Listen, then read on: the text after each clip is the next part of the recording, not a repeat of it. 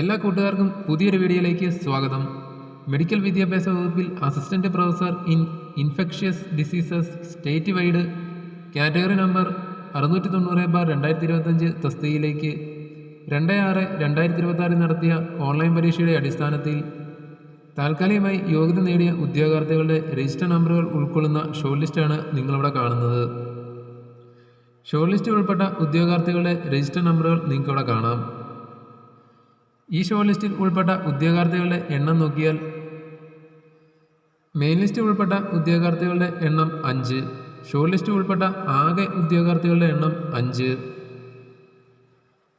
Assistant professor in infectious diseases state wide category number 690/2025 തസ്തികയിലേക്ക് 2/6/2026 നടത്തിയ online പരീക്ഷയിൽ 0-ന് മുകളിൽ മാർക്ക് നേടിയ യോഗ്യതയുള്ള എല്ലാ ഉദ്യോഗാർത്ഥികളെയും ഉൾപ്പെടുത്തിയാണ് ഷോർട്ട് ലിസ്റ്റ് തയ്യാറാക്കിയിരിക്കുന്നത്.